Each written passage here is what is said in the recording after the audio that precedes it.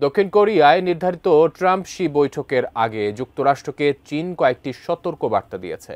মূলত বাণিজ্য যুদ্ধ, তাইওয়ান এবং আন্তর্জাতিক সম্পর্কের মতো গুরুত্বপূর্ণ বেশ কিছু বিষয়ে এই সতর্ক বার্তাগুলো দেয় চীন।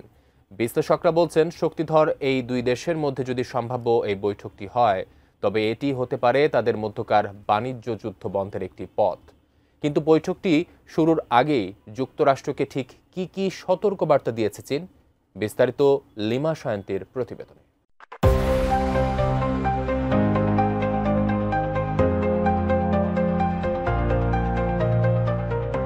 বিশ্বের সবচেয়ে বড় দুই অর্থনীতির দেশ যুক্তরাষ্ট্র, চীন।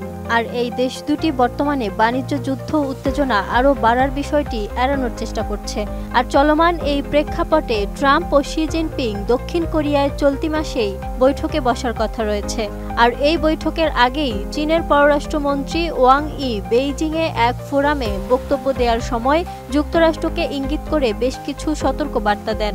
তিনি স্পষ্ট করে বলেন, একটি বহুমুখী বিশ্ব ব্যবস্থা আসছে, আর তাই অর্থনৈতিক ও বাণিজ্যিক বিষয়গুলোকে রাজনৈতিক রূপ দেওয়া বন্ধ করা উচিত বলে মনে করে ওয়াং।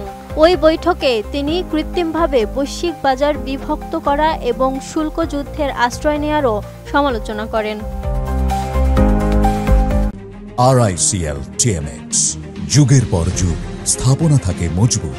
বিষয়টি নিয়ে দ্য ইকোনমিক্স টাইমসের প্রতিবেদন বলছে, বৈঠকের ঠিক আগে চীন তাইওয়ানের কাছে সামরিক মহড়া চালিয়েছে, যেখানে বোমারু বিমান ব্যবহার করা হয়। সেখানে চীনের রাষ্ট্রীয় টেলিভিশন ফুটেজে দেখা যায় বোমারু বিমানগুলো থেকে বোমা ফেলা হচ্ছে। বিষয়টি নিয়ে তাইওয়ানের একজন বিমান কর্মকর্তা বলেন, তাইওয়ানের উপকূলে এই সামরিক মহড়া স্পষ্টভাবে বুঝিয়ে দিয়েছে যে এটি তাইওয়ানকে নিজেদের সার্বভৌমত্ব রক্ষার অঙ্গীকারের একটি সুস্পষ্ট ইঙ্গিত দিচ্ছে।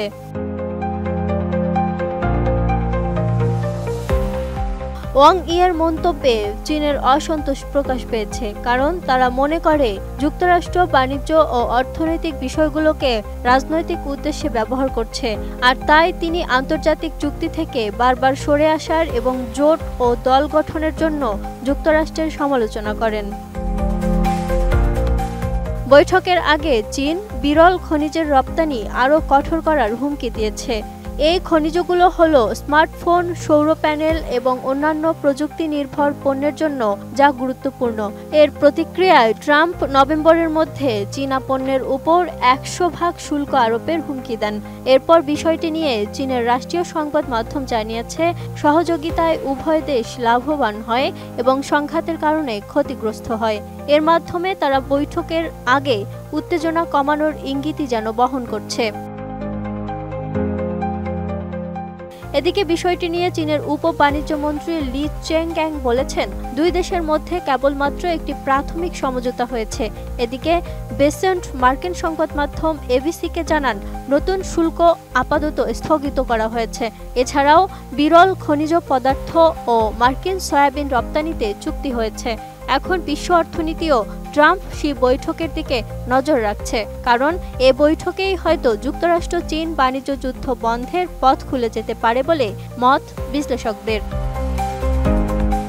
সামগ্রিকভাবে এই সতর্ক বার্তাগুলো থেকে বোঝা যায় যে চীন বাণিজ্যিক এবং ভূ রাজনৈতিক উভয় ক্ষেত্রেই যুক্তরাষ্ট্রের ওপর চাপ বজায় রাখছে।